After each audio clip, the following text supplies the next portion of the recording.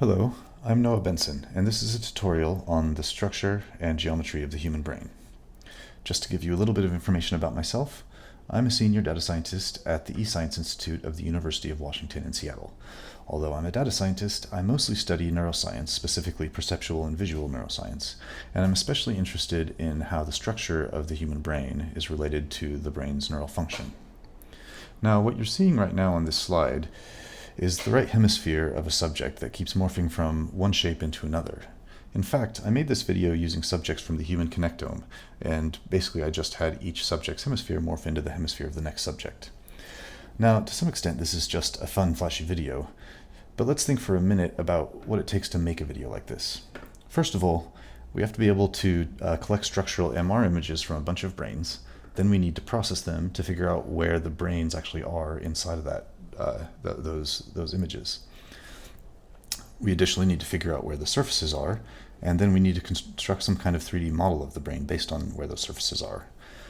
Finally, if we want to morph a brain of one subject into the brain of another, we need to be able to move each point as we warp the brain. We need to be able to move each point on the brain from the position in the first brain to the position in the second brain. This requires some kind of information about anatomical correspondences between the brain, i.e. what point on the first brain is closest to a particular point on the second brain. So really, this animation demonstrates some very sophisticated processing, and we're going to be walking through much of that processing today. The plan for today is that we're going to go over four main topic areas. I'll start by giving a quick introduction to the kinds of measurements we'll be using, primarily MRI. Next, I'll talk in more detail about 3D images, also called volumes or volumetric images, and how they are used to store brain data. After that, we'll move on to the cerebral cortex and the cortical surface, including methods of interpolation between volumes and surfaces. And finally, we'll talk about methods of aligning and comparing subjects' brains. After each of these three sections, we'll be flipping over to the tutorial notebook to go through some demos as well.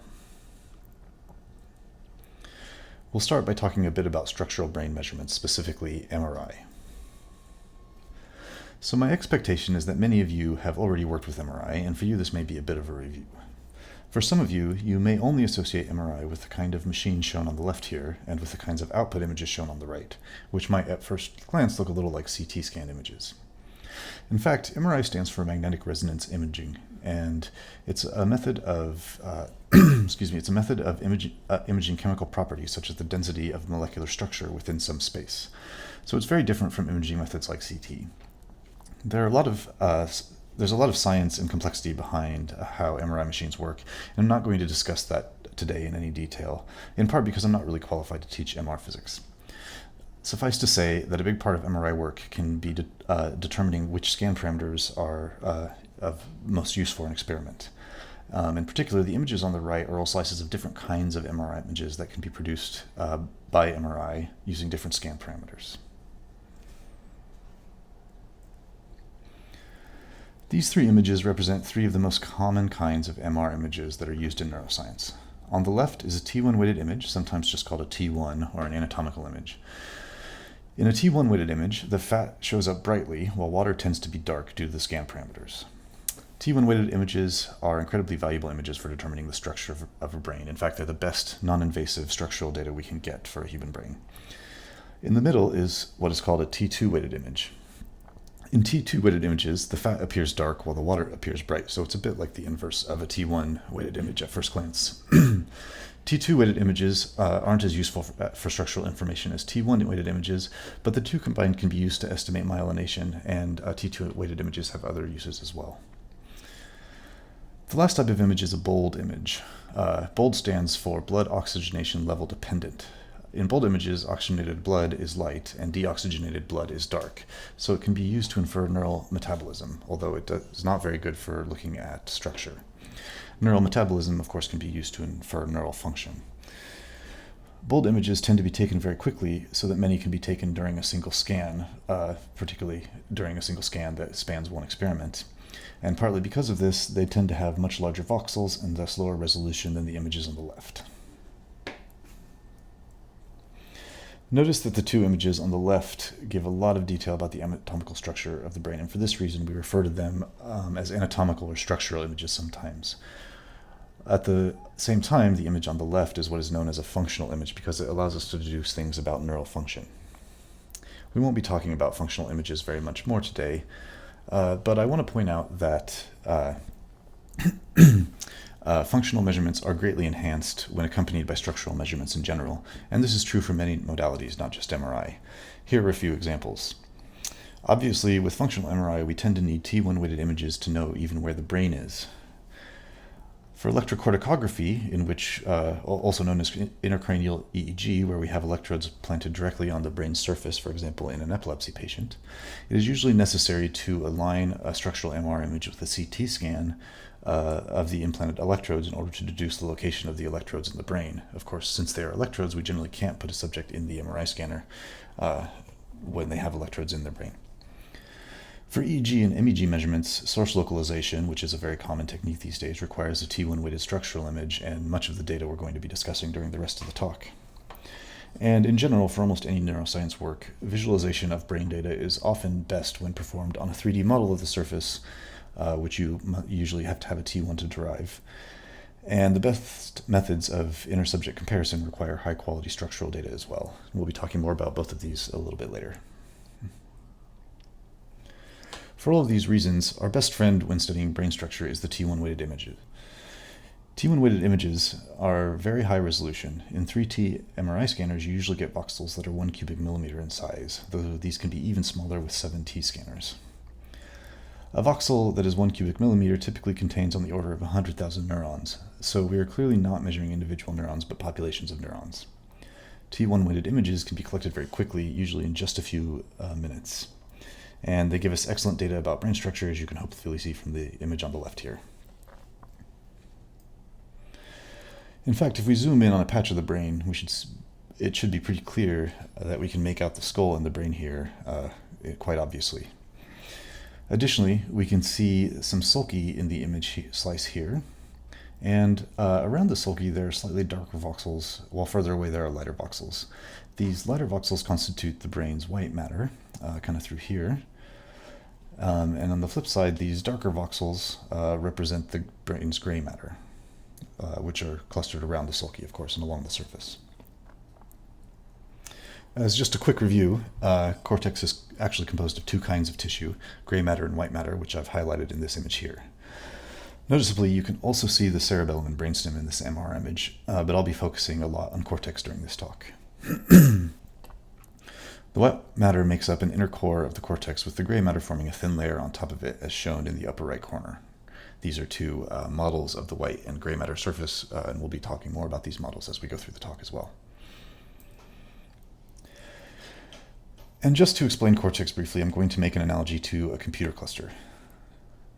The gray matter of the cortex contains most of the neural cell bodies, and thus we tend to think of it a little bit like CPUs or compute nodes of the brain. On the other hand, the white matter is made up mostly of neural axons, which are kind of like long-range connections between distant parts of cortex. In this way, the white matter is more like the wires connecting computer nodes, while of course the gray matter is the computer nodes.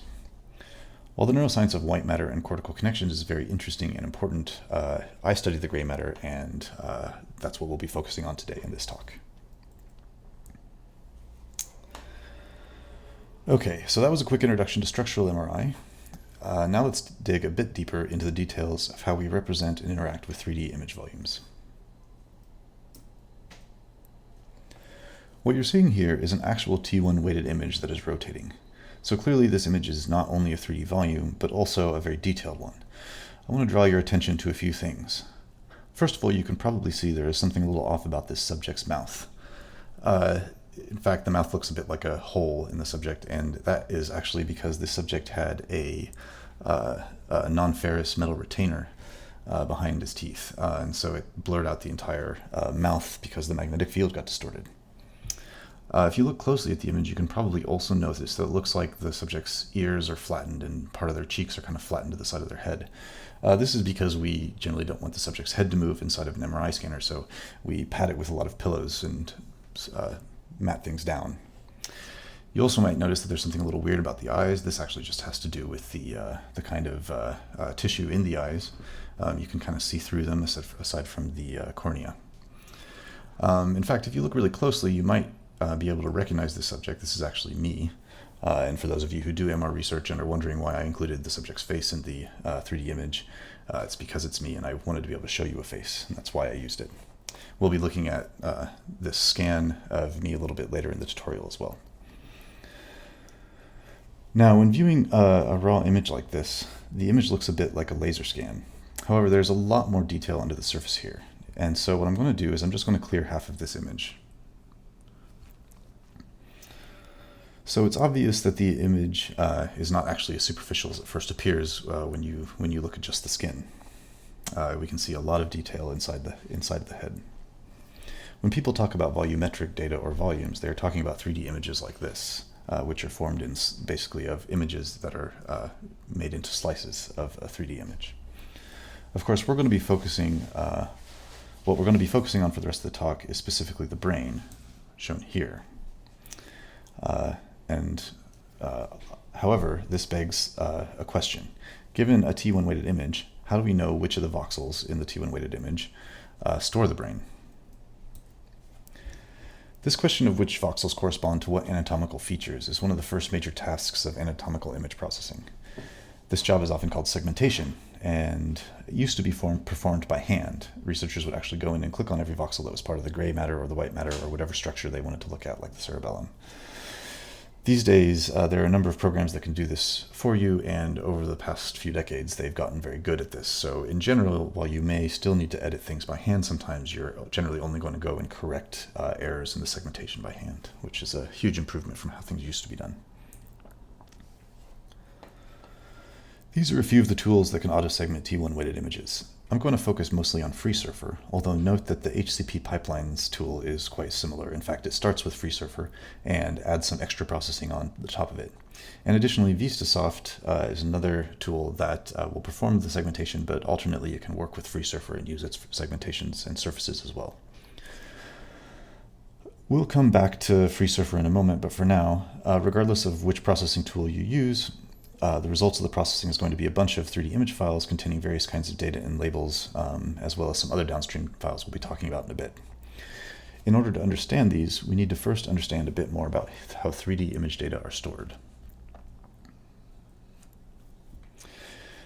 MRImage files always contain a couple of things and usually contain a variety of additional metadata. All MR images contain a 3D or 4D array of voxels. For 4D images, the last dimension is usually time, for example, when you take many bold images during a single experiment in a row. Note also that it is possible for MR images to contain, for example, a 1 by 1 by n array, a 3D array with two singular dimensions, as a way to store a vector, basically. And we'll return to that idea in a minute. All MR images also contain an affine transformation matrix, which we will discuss in just a moment. Additional metadata might include information about the scan parameters used to collect the image, units for the dimension, such as millimeters or seconds for the time dimension, information about how the subject's head was oriented relative to the image dimensions. These are all just examples of the kinds of data, and depending on the kind of file you have, you'll find different kinds of metadata stored in the header. The de facto standard for volume files is the Nifty file, and they're used by almost everyone these days. FreeSurfer uses MGH and MGZ files, which are also reasonably common. These are mostly used internally by FreeSurfer, but they're very similar to Nifty files, so they're pretty easy to understand. Scanners usually produce DICOM files, which are a bit harder to deal with and typically contain many more scan-related metadata than other files. So let's look a little closer at the contents. The array, I assume, is straightforward enough since it stores the data, but why do we need an affine transformation? Well, the affine transformation itself is a 4x4 matrix that looks like this matrix.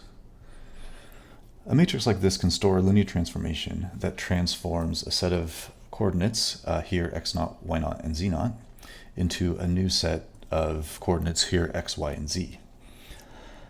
The matrix can be consisting of two parts. Can be seen as consisting of two parts.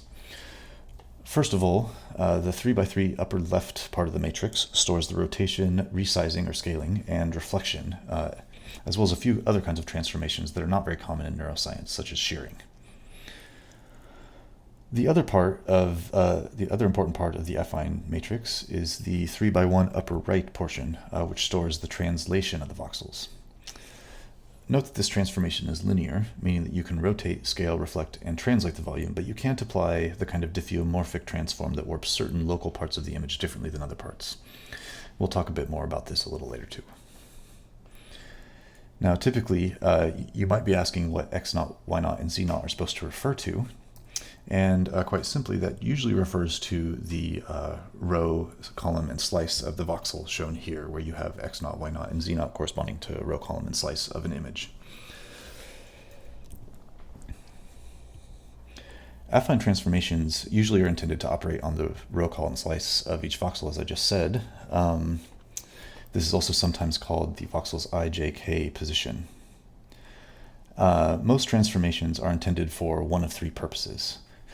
The first of which is to align the voxels of that image to another image, such as when you have multiple scans from one subject and you need to align them all to the kind of T1 weighted image that you collected, or if you need to motion correct a series of bold images, for example.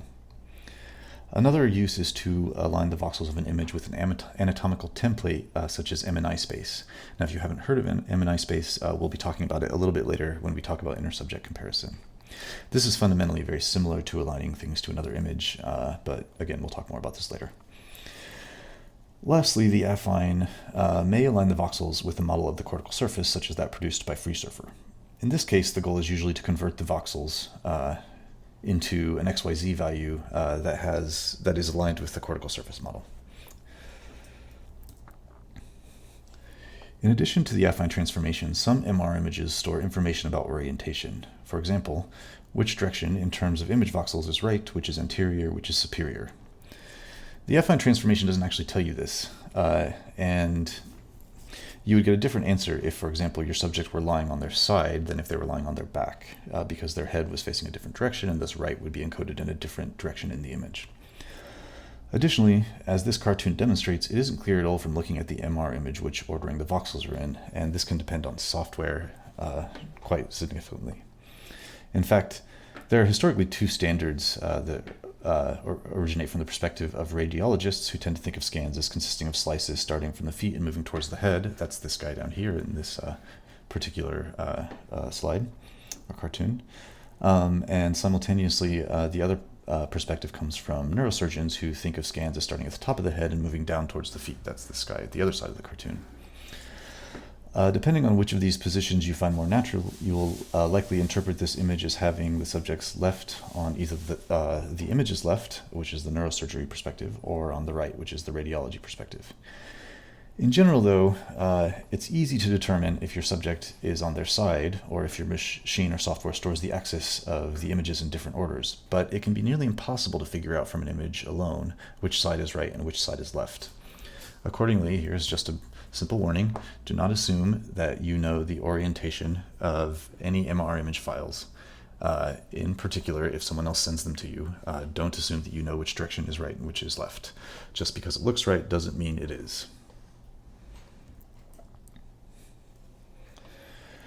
Fortunately, a lot of the complexity of processing MR images is handled by the various software I mentioned earlier. FreeSurfer is one of the most common examples of these programs. FreeSurfer performs a number of anatomical processing steps that we will discuss throughout this tutorial, starting with volumetric image processing. We'll talk a bit about FreeSurfer as an example of this process, though other programs perform similar operations. This slide is partly intended as a reference that you can return to about FreeSurfer. When you run FreeSurfer using its main pipeline interface, recon_all, it organizes your data into a directory for your subject inside of a superdirectory that is typically called the subject stir. This is usually stored in an environment variable with the same name. For more information on these steps and how they work, you can visit the various FreeSurfer websites here, but I'm not going to go into a whole lot of detail about it right now. If we take a look at a typical subject stir directory, as shown in this terminal screenshot, we can see that it contains quite a number of subdirectories. All of these directories that start with the letters FS average are part of an anatomical template that we will be talking about later in the section on comparing subjects. These directories named, for example, BERT and S1202 represent single subjects who have been processed with FreeSurfer. In fact, BERT is an example subject that comes with FreeSurfer. The other subjects, for example, CSV underscore AVG35 and V1 underscore average, these are built-in data and or subjects for FreeSurfer, and honestly I have not used them very much. They're part of the various atlases and data that FreeSurfer brings along. If we then look inside one of the subject's directories, for example here we've just looked inside of the BERT directory, we see another set of subdirectories. These directories contain various subject data, including the MR images and the processed MR images, various surface models, and a variety of metadata such as Broadman area labels. Some of these labels are shown here. So after running FreeSurfer, we will have taken the original MR image and converted it into a much richer source of information spread across the directories we just saw. As a quick demonstration of this processing, here is an animation that was made using FreeSurfer data in which we can see the brain separate into the various FreeSurfer segments. We can see here that not just the gray and white matter of cortex got segmented, but also the left and right cerebellum, the brainstem, and a variety of other structures that are a bit hard to see in this image, including, for example, the hippocampus, the thalamus, and the amygdala. We'll now take a closer look at these segments and some of the early FreeSurfer volumetric data in our notebooks. Here we are in the browser. You can see that I've already gone ahead and navigated my browser to the Neurohackademy Jupyter Hub page. You may also be doing this tutorial using the Docker image, and that's fine. In that case, you'll just need to open the class notebook. But if you're logged into the Neurohackademy Jupyter Hub, all you'll need to do is navigate to curriculum, then to the Wednesday Geometry Benson page or directory, and then you can just open up the class notebook here. Now, this will take just a minute to load. And when it loads, yeah, here we go. You can see there's a lot of text in here. In fact, this notebook is fairly long and full of text. And I'm not going to be reading this all out loud to you right now. In fact, this is intended to sort of complement the slides and be useful if you come back and try to relearn this later or review it. Okay, so that said, we're going to start as we do with most notebooks. We're going to start by importing a bunch of libraries. This includes just the OS library, as well as NumPy and SciPy, Matplotlib and PyPlot, which are all pretty standard neuroscience libraries. Then we're going to import a library called IPyVolume, which is a 3D plotting library. Additionally, we're going to go ahead and import NeBabble, which you've already learned about in previous tutorials. If you, just as a refresher, NeBabble is a great library for importing various kinds of neuroscience file formats. Finally, we're going to import a library called NeuroPythy, which is a library I maintain. And this library basically builds on top of NeBabble and provides sort of data structures that organize the various kinds of files that could be imported by NeBabble into coherent Python data structures. So I'll go ahead and start by evaluating this cell. We'll then tell Matplotlib to use inline plots. And then we'll go on to this first section on MRI and volumetric data. So for starters, we're going to pick out a subject that we're going to use. Now, in the Neurohackademy, you'll be able to use this subject NBin, which is the subject you saw in the images earlier in the slides. However, if you aren't in the Neurohackademy and you're doing this in the Docker at home, then you should replace this with the subject BERT or with some other subject that you happen to have included in the Docker if you did that. That's because NBin isn't available broadly, it's just available in the Neurohackademy. But I'm going to use NBin. Additionally, if you want, you can try to use a Human Connectome project subject if you've set that up. See the README file if you would like to try to set that up. However, I'm not going to try to do that right now. I'm just going to use a FreeSurfer subject. So we'll go ahead and grab the subject using the NeuroPythy FreeSurfer subject command. NeuroPythy knows where your subject's directory is, so you don't have to tell it a path, but you can if you want. And then just to see what it gives us back, let's evaluate that subject. And you can see that this is just an object called a subject object. It's part of the NeuroPythy library that first of all knows the subject's name and then also knows the location of the subject, as well as a lot of other data that's not shown here. Okay, so at this point, let's move on and try loading in an MRImage file. Now the MRImage file I'm going to use is the subject's t1.mgz file, which a little bit unintuitively, is actually a slightly post-processed version of the original T1 that the subject was scanned with. FreeSurfer does some post-processing, and then after doing some intensity normalization, writes out this version of the T1. Regardless, we're going to use this subject.load to load in the image, and you can see that that returns a NeBabel FreeSurfer MGH image object. So this just was kind of a wrapper around NeBabel.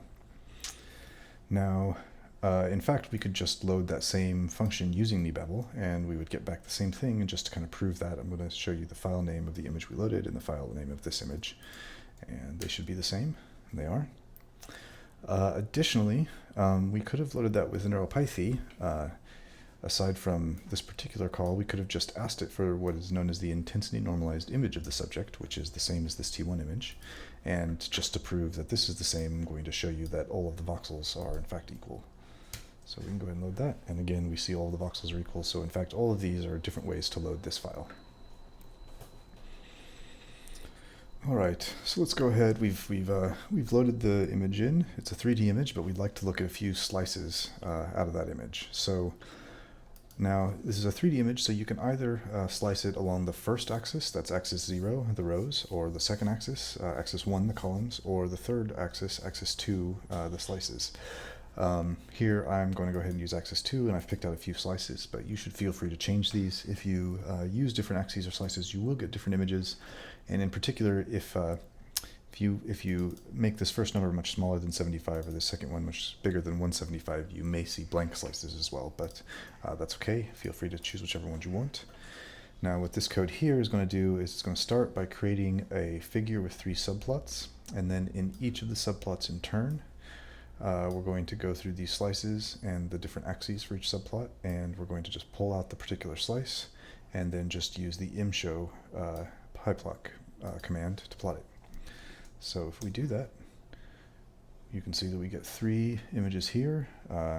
Clearly this is the going kind of right to left in these images is the inferior superior axis, while going up and down is the right left axis, and it probably isn't immediately clear whether the top here is the right or the top here is the left, and that's kind of the problem we mentioned just earlier in the slides.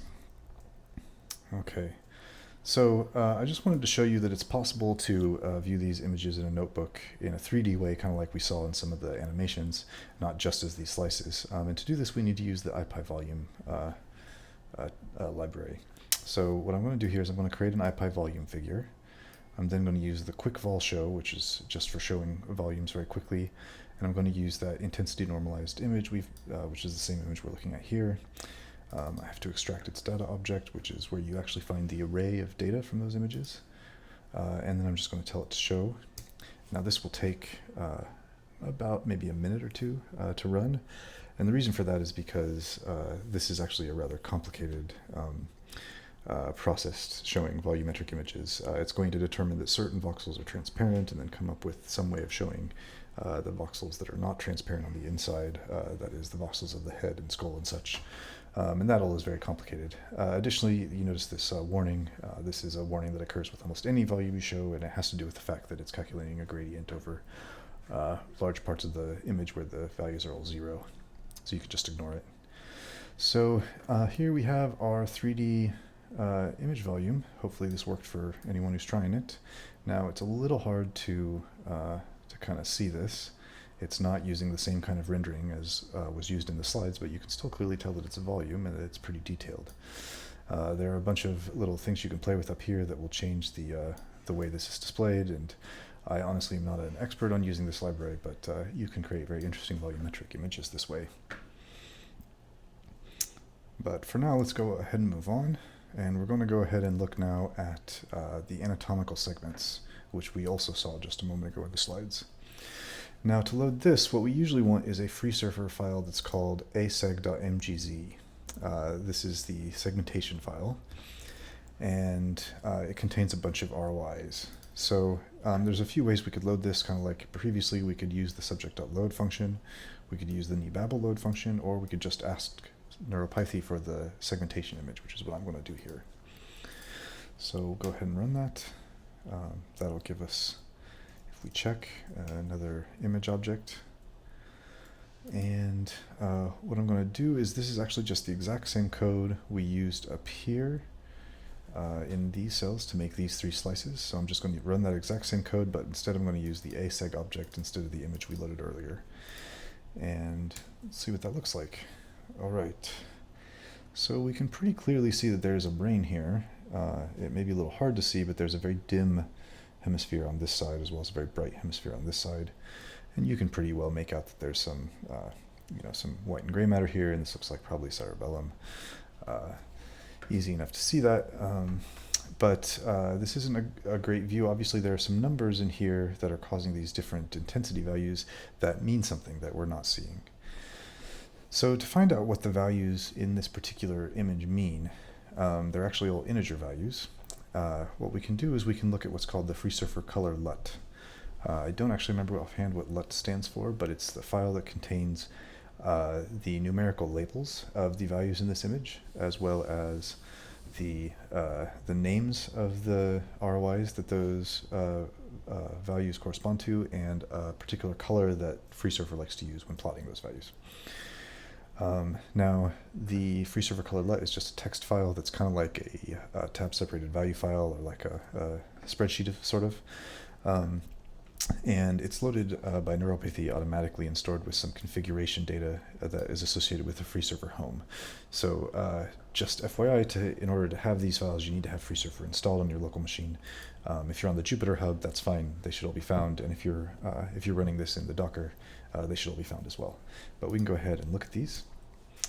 And what we see we have is a pandas data frame of, first of all, the value found in the 3D image, and then the name, and then the color used to plot it in FreeSurfer.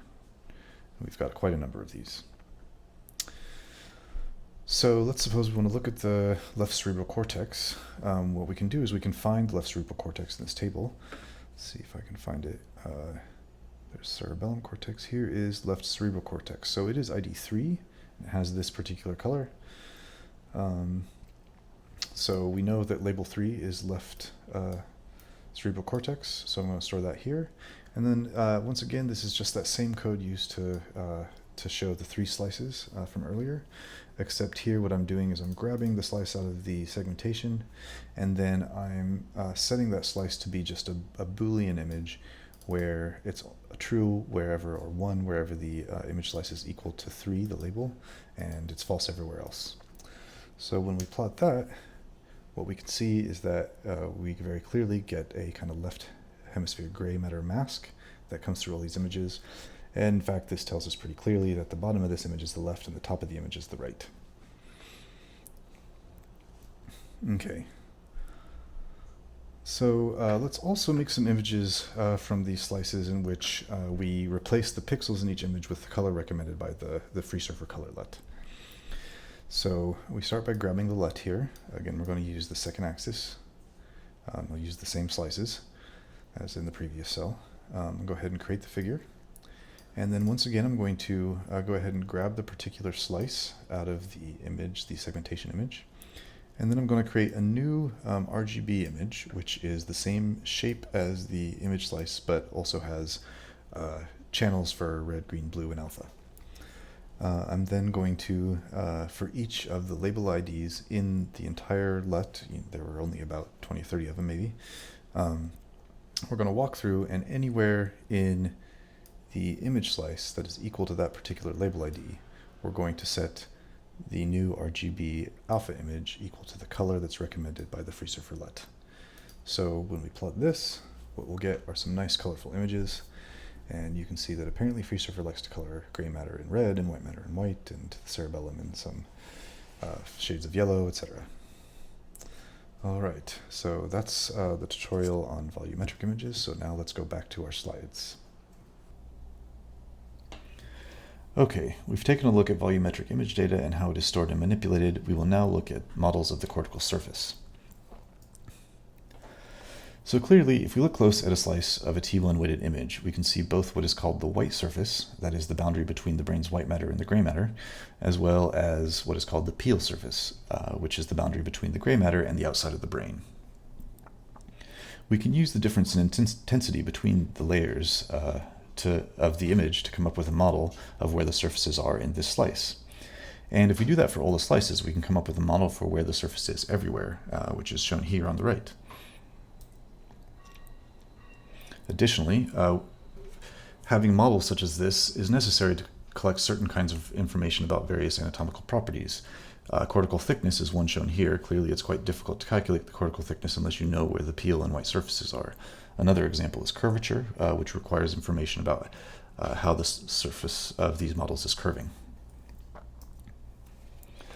These models of the cortical surface are actually triangle meshes, which we can see if we zoom in very close, as shown here. Triangle meshes are how most 3D models are represented in other fields, including industrial design and 3D gaming. In theory, this means that there's a lot of software already made for manipulating these models, and while this is partly true, many of the problems that occur in neuroscience are not common in areas like 3D gaming. As a general rule, there are a few things that are somewhat unintuitive about how surface meshes are usually represented and stored that I'll go over here. First of all, the triangles are always stored or represented in a counterclockwise order, such that in a triangle ABC, like the one shown here, the vertices A, B, and C are in a counterclockwise ordering around the outward-facing surface normal of the triangle. This means that you can always tell which side of a triangle is the outside of the brain by looking at the surface normal. AB cross AC will always give you a normal pointing out of the brain. Additionally, and somewhat unintuitively, there is no coherent ordering to the vertices or the triangles on the cortical surface when these data are represented in various programs and files.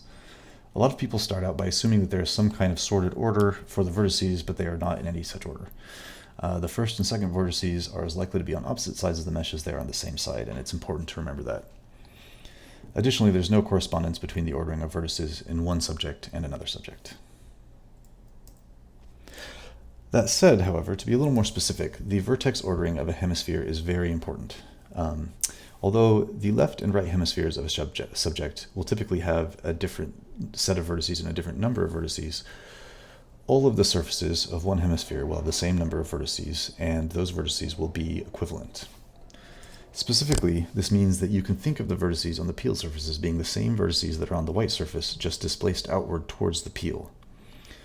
Vertices are a little bit like lines drawn through the cortical gray matter as conceptualized by this image.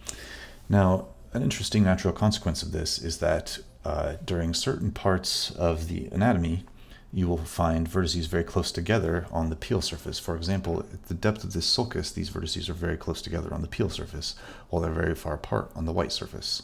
On the flip side, when you look at a gyrus, you see vertices very close together on the white surface and very far apart from each other on the peel surface.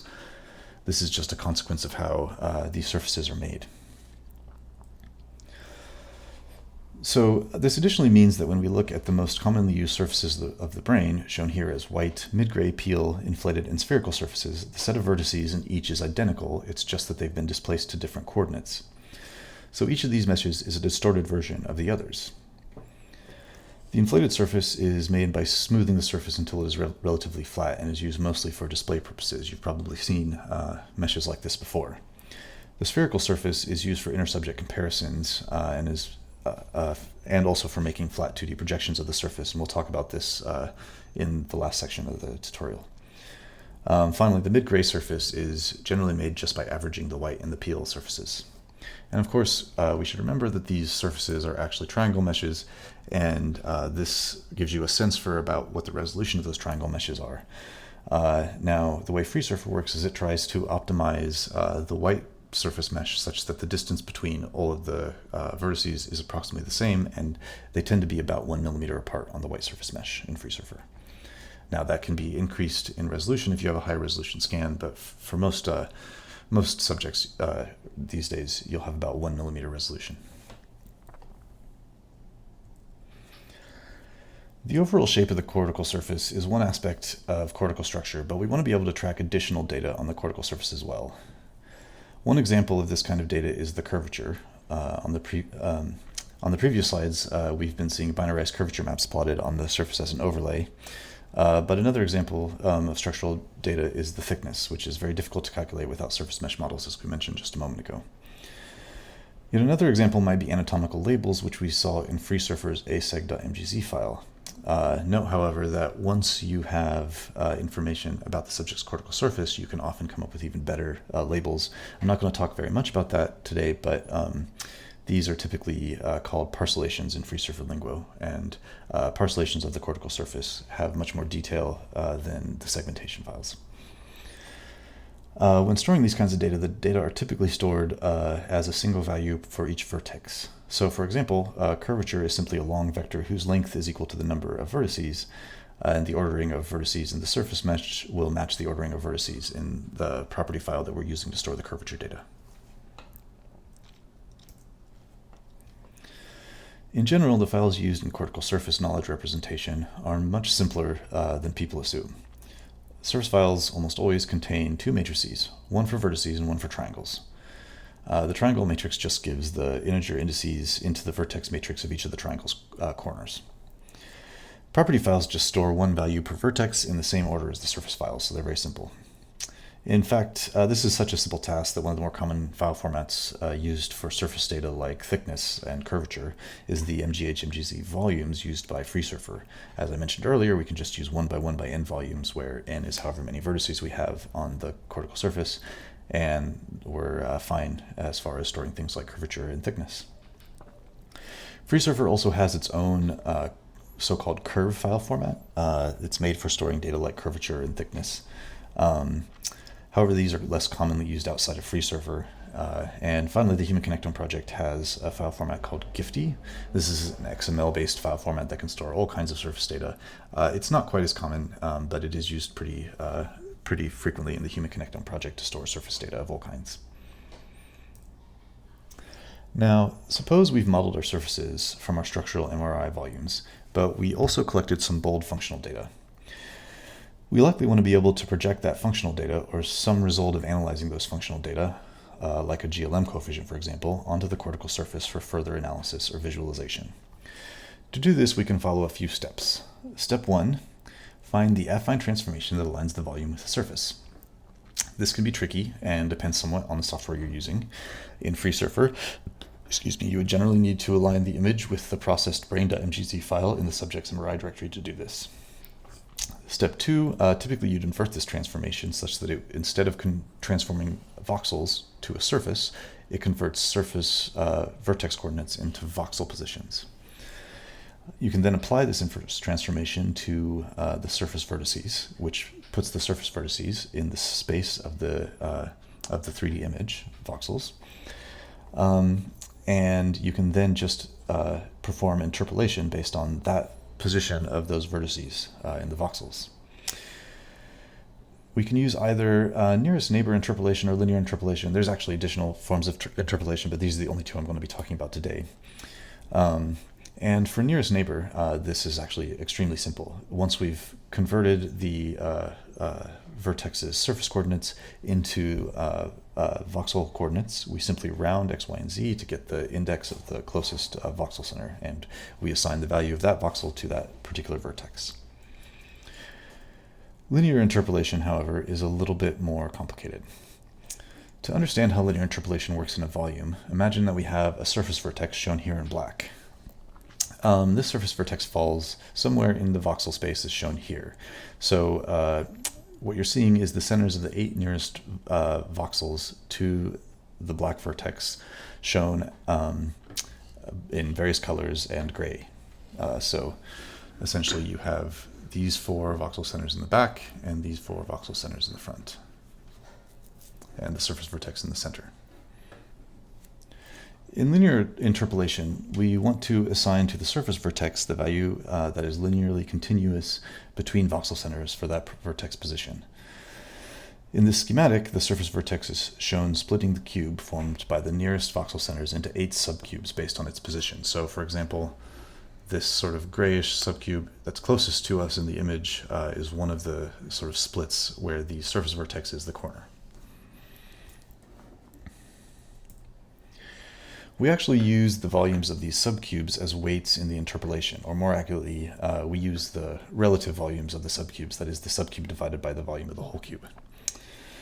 The weight for a voxel center is the relative volume of the subcube in the opposite corner of the whole cube from it. So for this light gray vertex, which is in the far corner from us, the weight is the fraction of the whole cube here that is occupied by this light gray cube in the front, which is opposite or across from this light gray cube vertex back here.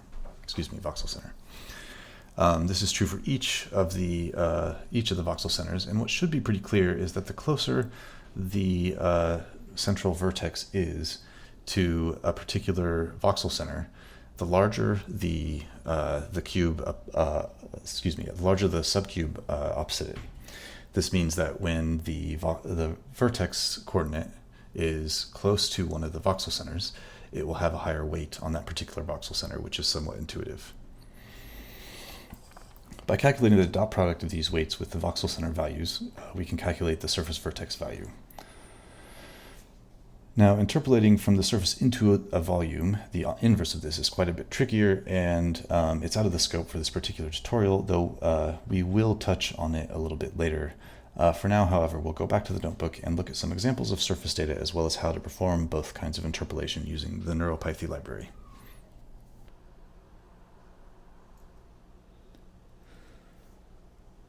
Okay, next we're going to go ahead and take a look at some operations regarding the cortical surface data. This section of the notebook is immediately after the section on volumetric data that we just went through a bit earlier. So cortical surface data is handled and represented a lot different than volumetric data, as you probably deduced from the slides we just looked at. So for starters, before we jump into using NeuroPython, we're going to go ahead and use NeBabel to just get a sense of how the files represent these data. So I'm going to use the same subject we loaded earlier. I'm going to use the left hemisphere, and I'm going to use the white matter surface, which is the surface between the white matter and the gray matter. Now, feel free to change the hemisphere to the right hemisphere if you'd like, or to change white into peel or inflated. That's fine. All of this should work no matter how you do that. So first of all, surface data, such as the cortical surface for the white matter surface, is found in the subject's surf directory inside of their subject path.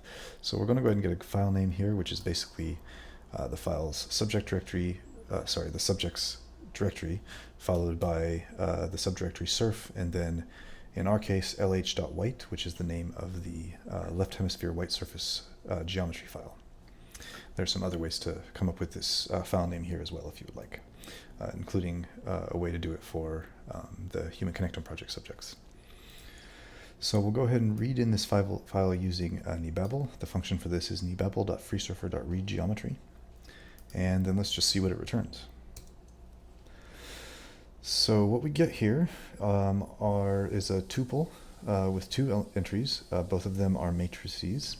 The first one, it looks like, is an n by 3 matrix of coordinate values, and the second one is an n by 3 matrix of integers. And I can just tell you that these are the triangle corner indices. So this triangle 0, 1, 2 means that its corners are row 0, row 1, and row 2 of the coordinate matrix. Now there's a lot of triangles and a lot of points here, probably about 150,000 vertices and something like 250,000 triangles is my guess. Generally, when you run just straight up vanilla FreeSurfer, that's the about somewhere around that is the number of triangles and vertices you get for a hemisphere. Okay, so it happens that IPyVolume has a function built in for just these kinds of triangle meshes, so let's go ahead and see how that works. First of all, I'm going to decompose this tuple that we read in a minute ago into the coordinate matrix and the triangle face matrix. And then I'm going to extract x, y, and z from the coordinates. And then I'm going to go ahead and make an IPyVolume figure, and I'm going to call that plot triangle surface function, which just needs the x, y, z, and then the triangle faces. Then I'm going to go ahead and make sure that the plot limits are between -100 and 100. That's a good range for this particular plot. Then I'm going to show the plot. That will run like this. Okay, so that looks like a bit like a cortical surface, and we can rotate this here, and you see that, yep, this looks like a left hemisphere. Now it's all red instead of being like colored by its curvature, but it's a good start. So next step, let's go ahead and look at how neuropathy represents cortical surfaces and hemispheres. So we're going to start by looking at the neuropathy.mri.cortex object, which represents a single hemisphere of a subject. You can get at these objects by just asking for a subject's particular hemisphere. Now remember, we set hemi equal to the string LH, like this. And if you set the hemisphere to RH, this will work as well. You can also use a line like this, just cortex equals subject.lh or cortex equals subject.rh. They're actually exactly the same. And then let's just look at what that returns. So once again, we have a particular kind of object here called a cortex object.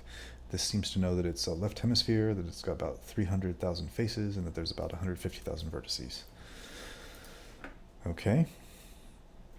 So these cortex objects hold a lot of different kinds of data and handle a variety of different kinds of processes that you may want to use with surfaces. So we're going to look at these in turn.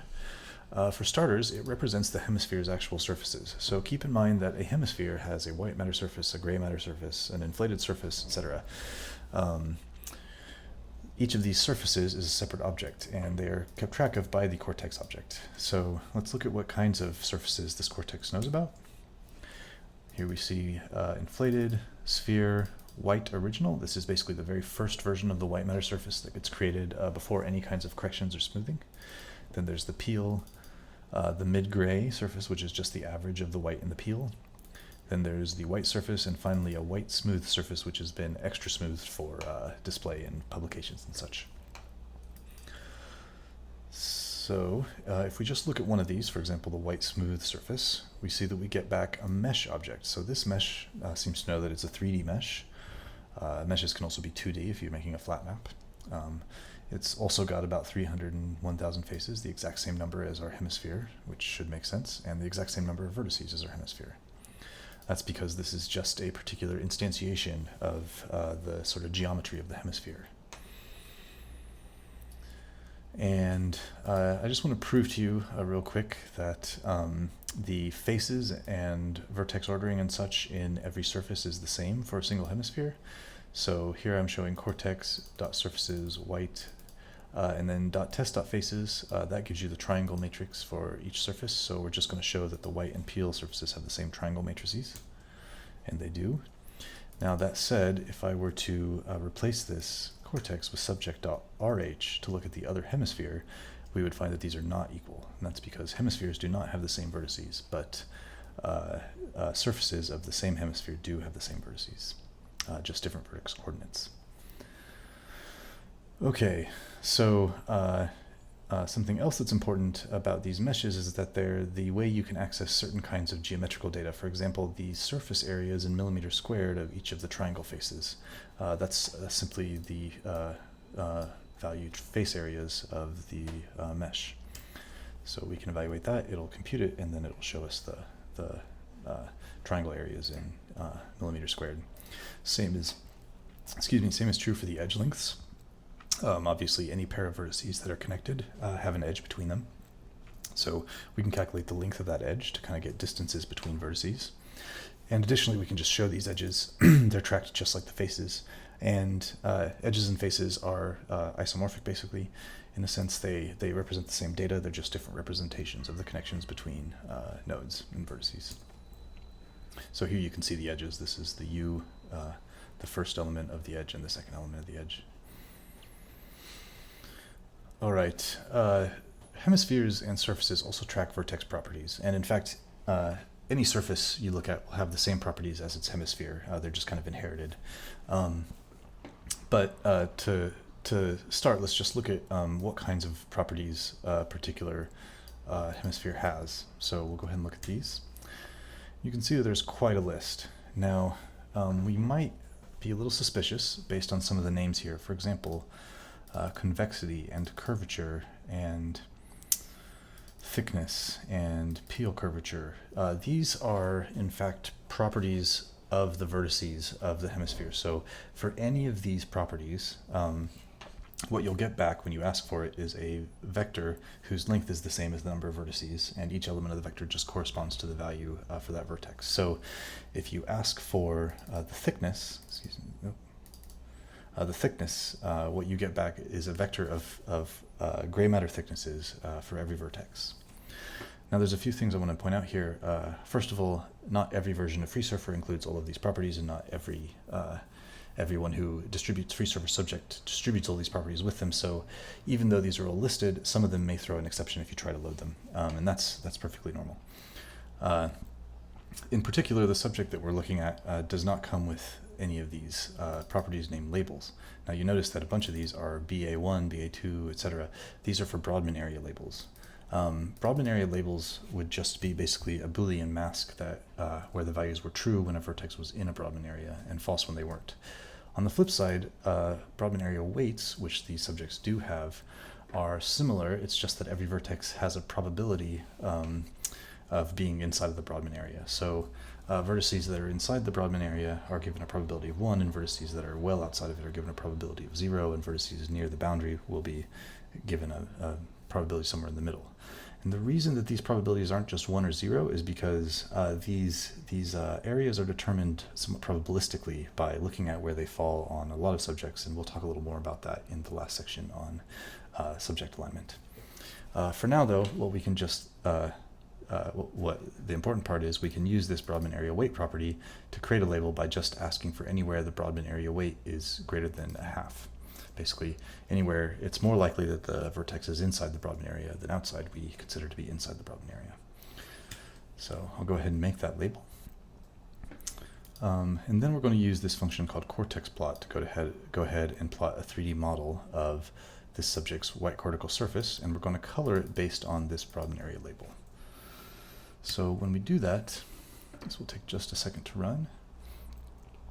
And here we have a 3D plot. Now we can tell this is a 3D plot, and we can tell that it's probably correctly labeled the Brodmann area 1. It's probably correctly labeled Brodmann area 1. However, this is a little bit hard to see because it's all black. So let's try to improve on this plot a bit. So a simple way to improve on this plot would be to still, first of all, we can plot the inflated surface. It's a little easier to see the inflated surface than the white matter surface. Secondarily, instead of plotting the Brodmann label as a color, we'll plot everything as red, and then tell the Cortex plot function to only plot that red where the Brodmann area label is true. So this is by basically saying only plot that red inside of this mask. When we do that, NeuroPython will automatically use a curvature colored underlay and then color red on top of that curvature colored underlay, kind of like this. So here again we can see that Brodmann area 1 is pretty clearly identified by this red spot, and everywhere else we're just seeing the curvature map. We might also, we can look at this and say, well, this red is covering up some of the curvature, so maybe we want to have that red be a little transparent. That's pretty easy. We can just add a parameter alpha equals 0.4. We'll get a pretty similar plot here. And now we can see just how this curvature map overlaps with our RY. All right, and then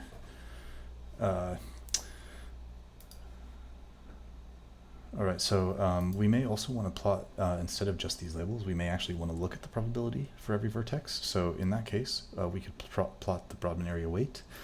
Now in the previous cells, we've been plotting, we've been using this Brodmann area label vector as a color or as a mask. But since we have a named property called BA1_weight, we can just use its name as an argument here. And then the rest of these parameters are much like a matplotlib command where we tell it a color map and a minimum and maximum. And when we do this, plotting with the hot color map, we'll get a very nice probability map where these dark black regions with partial transparency of basically 0, and in here we have a very high probability of being in the Brodmann area 1. Okay, and then I just want to show one other property, cortical thickness in this case. We're just going to plot thickness on the subject's inflated cortical surface. Just want to show you kind of what that looks like for a whole brain property.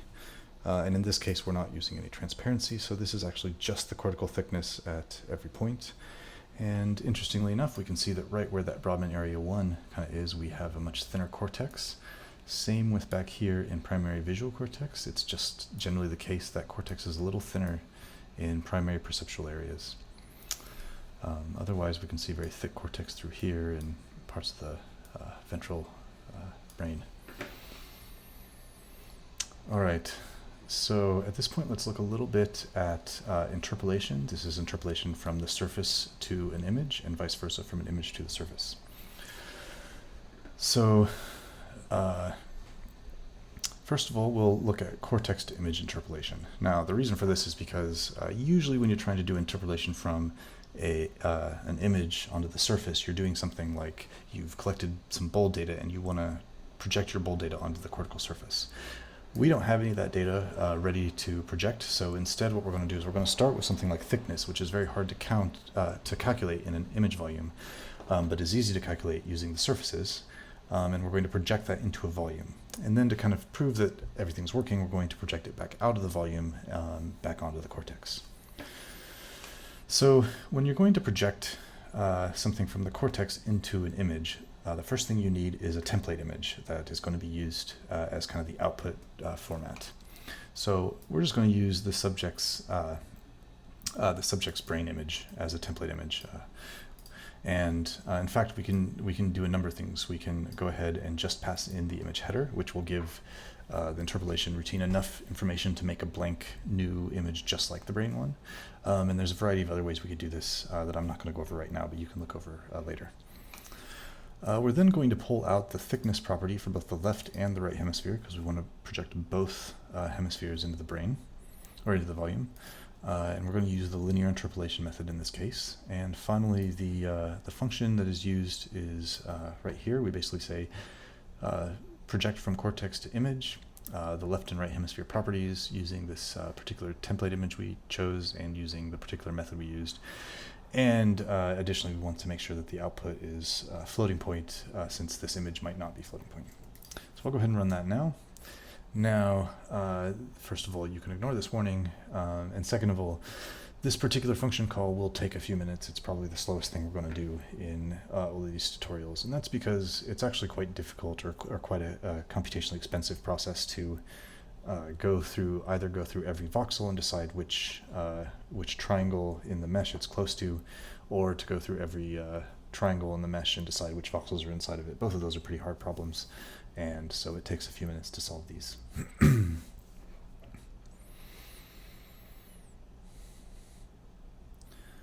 Once this is finished, we'll go ahead and move on to the next cell.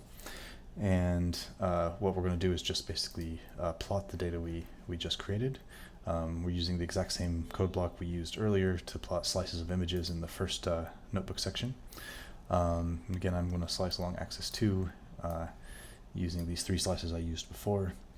And I'm just going to color this with a color map with a minimum of 0 and a maximum of 6 millimeters. And what we should see is a pretty clear thickness map where the cortex in the image is brighter where it's thicker and darker where it's less thick. So let's go ahead and plot that now. I think the other cell just finished. Yep. Okay, so we can see that it produced something that looks pretty coherently like a gray matter image for this subject, but we can see that there are some very bright spots. For example, right down here in particular, it looks like there's some thick cortex with pretty bright locations. So it seems like this, at least in principle, worked pretty well. But of course, to test that for real, we're going to go ahead and project back the other way, which uses this image to cortex function. Basically, I'm just going to pass it the image we just created, new im. I'm going to use linear interpolation, and I'm going to extract interpolated properties back out of this image we just created. So I'll go ahead and do that, and this one runs much faster. This is a much easier problem. And once we've done that, just to kind of convince ourselves that it worked pretty well, I'm going to go ahead and plot both the left and the right hemispheres, the mid-gray surface, and coloring them both with thickness. And ideally, I'm coloring them both with the square of the difference in thickness between the original property and the newly interpolated property from the image we made. So this should be close to 0 pretty much everywhere, and as you can see, it is. Now, it's not actually 0 everywhere, and that's because there's discretization and resolution issues in projecting into a volume and back. So the fact that this isn't perfect shouldn't be alarming. It just tells us that there's some resolution issues we already know about. Okay, so at this point, we're going to go back to the slides and do a little bit of work on our last topic today will be that of intersubject comparison. So far, we've learned how to start with MRI measurements, how to determine where the various anatomical structures of it are located, and how to model and represent the cortex of a subject. This is most of what we need to be able to make the animation I showed on the very first slide. However, were we to try to morph the brain of one subject into that of another, we would have a problem. The vertices of one subject don't correspond in any way to that of another subject, so it's unclear how to deform the brain of subject 1 to be more like the shape of subject 2. In order to solve this problem, we need to use some methods for intersubject comparison. Intersubject comparison can be facilitated in both the volume and the surface, but the two are very different. Volume-based alignment is generally easier to understand, but it is also much more limited. We'll cover it only briefly. In volumetric alignment, one typically treats the volumes as a rigid body and rotates scales and translates the brain only. In essence, this involves finding an affine transformation matrix, or something a little less than an affine, for example, an affine based on just 9 parameters instead of 12, that minimizes the difference between the voxel intensities of one image and that of another. Because there are at most 12 parameters in this kind of search, it tends to be relatively efficient. This kind of alignment is most common for aligning bold or functional images with structural images and for motion correction, where you don't really want to distort the brain in any way aside from rotation and rigid alignment. It is also used for aligning a subject's brain to a template or atlas brain. And the de facto standard for these kinds of atlases are produced by MNI, which is an institute at McGill University. Aligning a subject with an MNI template will bring the anatomy of one subject roughly in line with that of another, but the alignment is not perfect since both brains have very different shapes. There are many tools for these kinds of alignments, including BB Register, which comes with FreeSurfer, FSL, and ITK Snap are relatively common ones. There's a number of others. But I won't be going over those any further. There's lots of tutorials online you can find about them. In comparison to volumetric alignment, surface-based alignment is somewhat more sophisticated. Surface-based alignment starts with a similar approach as volumetric alignment. We need a surface atlas to which we can align other brains. To make this, we start with a bunch of brains from individual subjects, such as the ones shown here, who have already been volumetrically aligned. So you can tell that these brains are in pretty similar orientations. They look pretty aligned anyway. We then average all of them to produce an average brain. This is essentially how the MNI templates are produced. We can then construct a surface model from this brain, such as the surface model shown here. Now, clearly, this average brain is not very folded relative to actual subject brains, but for alignment, this is good. This gives us a nice kind of smooth template. Now, I just want to point out here that because we separate the hemispheres when we create the hemisphere models, and because the gray matter forms a thin sheet that covers all of the white matter, the gray matter surface of each hemisphere of the brain is topologically equivalent to the 2D surface of a sphere. This is why we can create spherically inflated meshes, which we saw earlier, and in general, spheres are just easier to work with than highly folded triangle meshes, so they're important for surface-based alignment. Now, shown here on the right is the atlas hemisphere that we just constructed a minute ago, although this is the right hemisphere instead of the left hemisphere, which we just saw. It's called the FS average hemisphere for the FreeSurfer average, and it was made from the group average MRI data we just saw. Now, on the left is the white cortical surface of the subject we were looking at earlier. So to start with, we will inflate both of these brains into spheres, like this. Now, although this inflation greatly distorts the cortical surface geometry, it does attempt to preserve the distance between the vertices on the cortical surface as much as possible. So we sometimes call this inflated sphere the native sphere of the subject. Now, we can look at these spheres and see some similarities, although their curvature patterns are largely different. We would nonetheless like for these to be aligned as much as possible. To emphasize the alignment, I'm going to go ahead and highlight this sulcus in the brain, in the atlas brain shown here. This is the calcarine sulcus, right near the occipital pole, where the primary visual cortex, or V1, resides.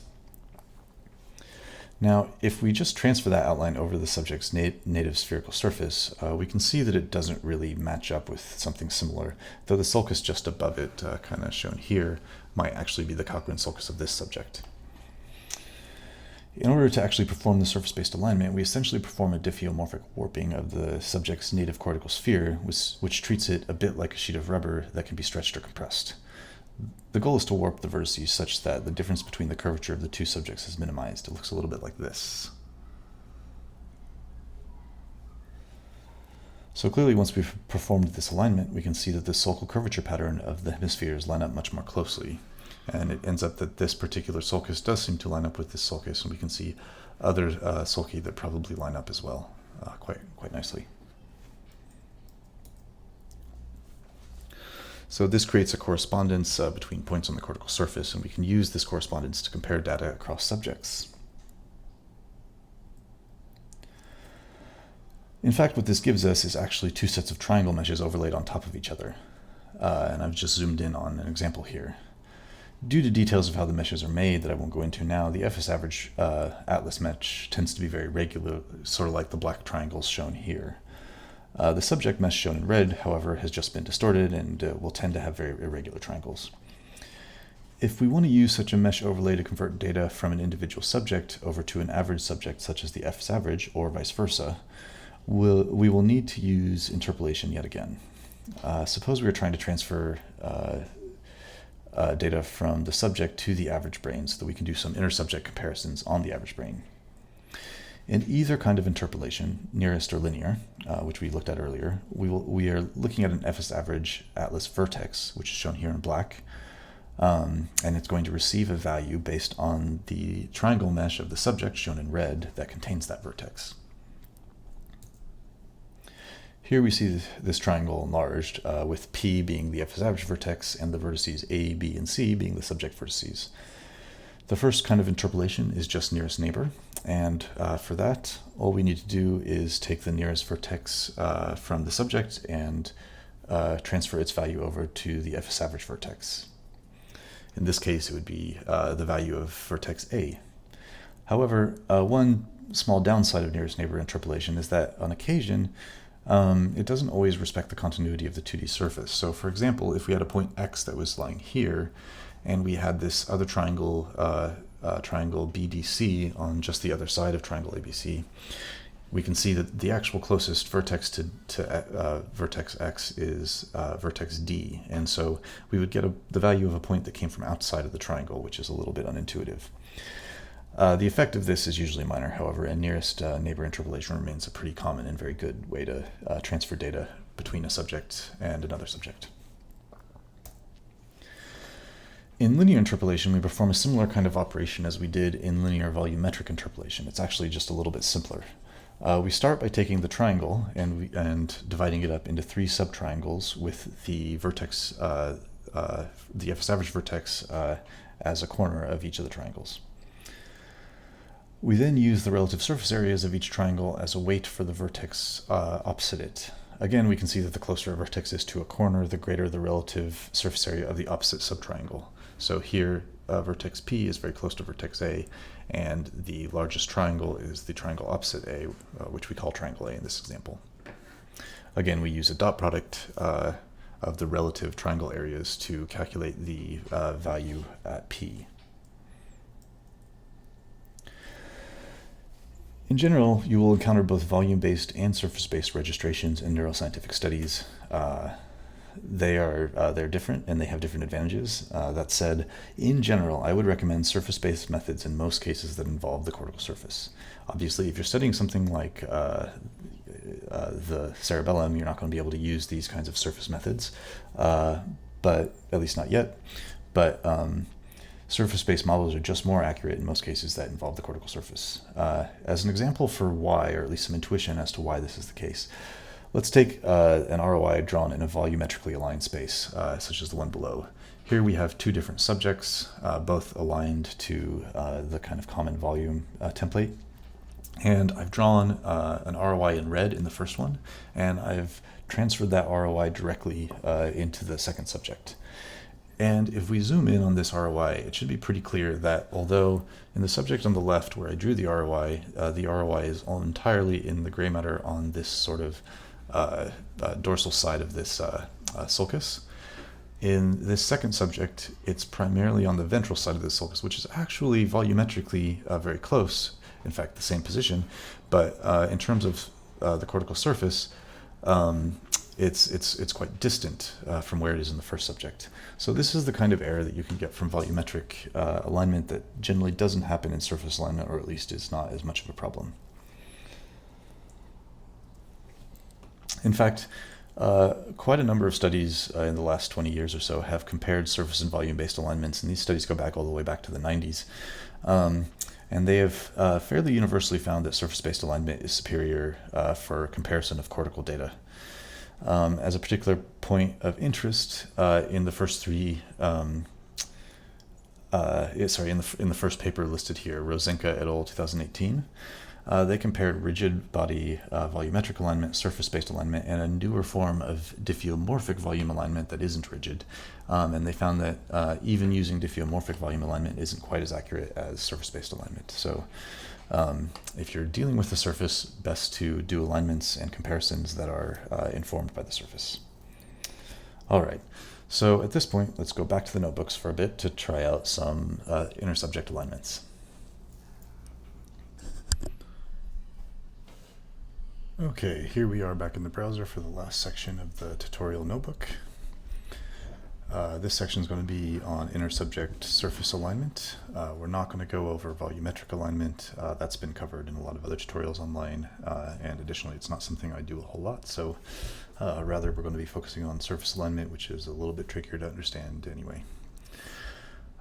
So first of all, we're just going to look at some subject registrations. So to kind of better understand this, we're going to start by just making a plot of three different spherical surfaces. The first will be, on the left, will be the subject's native sphere. In the middle, we'll put the subject's sphere registered to the FS average subject, and on the right, we will put the FS average native sphere. And that way we can just kind of compare and see how they're different. So to start with, we're going to grab the FS average subject, just the same way we grabbed our original subject, asking NeuroPython for the FreeSurfer subject FS average. We're then going to grab the same hemisphere we've been using for this FS average as well as the subject. Then we're going to grab out of what a value called the hemisphere.registrations. We're going to grab the native registration for the subject, as well as the FS average registration for the subject, and finally the native registration of FS average. Now this registrations is almost identical to the surfaces member of a hemisphere that we saw earlier. They both contain meshes, so it's very similar. It's just that the registrations contains the spherical meshes, while the surfaces contains the peel, white, mid-gray, inflated, etc. Okay, so we want to plot all three of these surfaces together in one IPy volume scene. So to do this, we're going to apply a small translation along the x-axis that kind of separates them away from the origin. So we're going to have the mesh we want to appear on the left have a negative translation along the x, and the one we want to have appear on the right have a positive translation along the x. And then we're just going to create an IPy volume figure and plot all three of these in the figure and show it. Let's go ahead and run that and see what it looks like. Now, depending on some of your settings, you may need to zoom in or out once this figure plots, most likely out, but I have it set up so that for my browser anyway, it should appear to be about the right size. And keep in mind this will take just a minute to run because it has to load in all of these different surfaces as well as data like the curvature. Okay, there we have it. So again, on the left here, this hemisphere, this spherical hemisphere, is the subject's native hemisphere. This is the FS average aligned hemisphere, and finally this is the actual FS average hemisphere. Now, what we can see is if we grab onto some feature, for example, here we can see this sulcus. This is actually the Cochrane sulcus where primary visual cortex is located that we looked at a little earlier in the right hemisphere. We can see that in a pretty close position, but not quite identical, there is the same feature in this FS average registered mesh, and it lines up really well with the Cochrane sulcus shown here. Similarly, we can see these other kinds of features aligning in these two.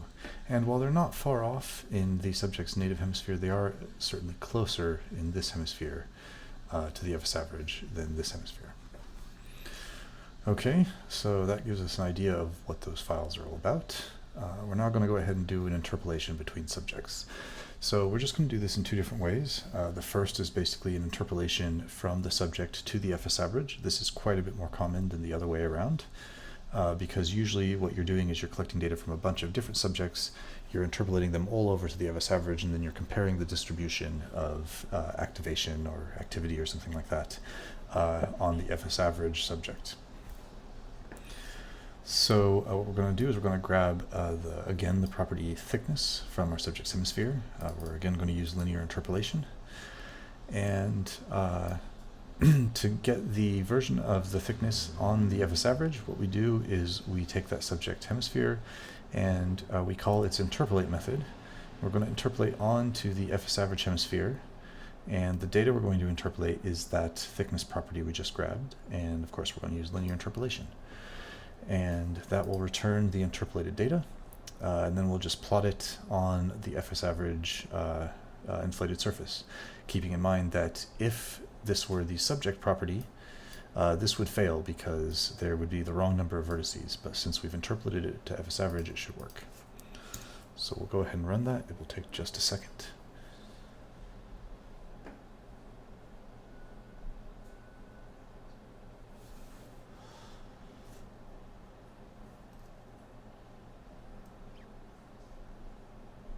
And there we go. And here we can see that this is basically the same thickness data we were looking at earlier, but it is now on a different shape of brain. It's pretty similar. We can scroll back up and see the last time we plotted this on an inflated brain. You can see that this is a slightly different shape, and the data is just slightly more extreme maybe, since we go through some averaging when we do interpolation. Whereas this is the FS average inflated hemisphere, so it's got a slightly different shape, but the same data. Okay, now for our last exercise, we're going to interpolate in the other direction, which is from the FS average back to our original subject. This isn't the kind of interpolation you do very often, but I just want to point out that you can interpolate in either direction, and in fact, if we had another subject, we could interpolate between the subjects in the same way we're interpolating between the subject and the FS average. So what we're going to do this time is sometimes it's nice to be able to plot the FS average curvature map on your subject to kind of as a way of seeing how your subject lines up with the average curvature. So what we'll do is we'll go ahead and make a property for the FS average curvature on our subject, where we interpolate from the FS average hemisphere onto the subject hemisphere, and we're going to interpolate the property curvature.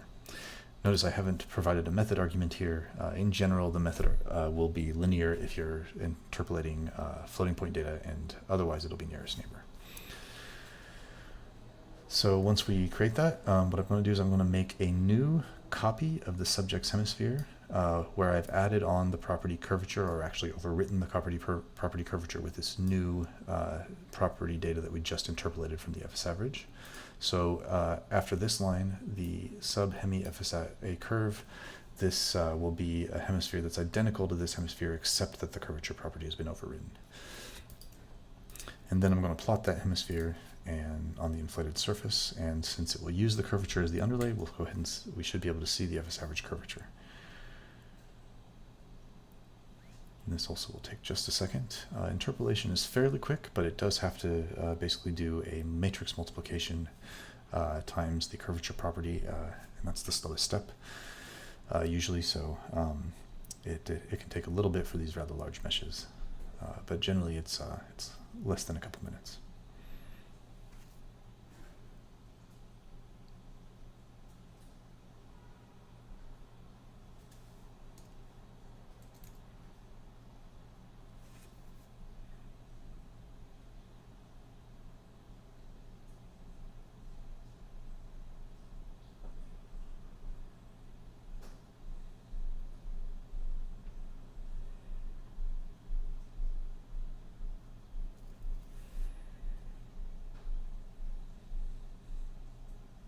And there we have it. You can see this is clearly the shape of the subject's inflated hemisphere. We can compare it to the shape of the FS average hemisphere here. We can see the shapes are different, but we're clearly seeing an FS average curvature map on top of this subject's inflated brain. And that concludes the tutorial section of this talk.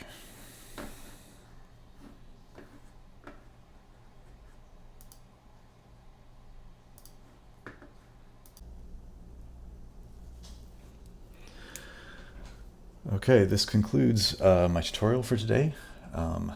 I hope it's been helpful for everyone. You can always come back to it later. It will be both in the NH 2020 curriculum as well as in this GitHub repository that I'll be maintaining if there are any bugs or anything found in the future.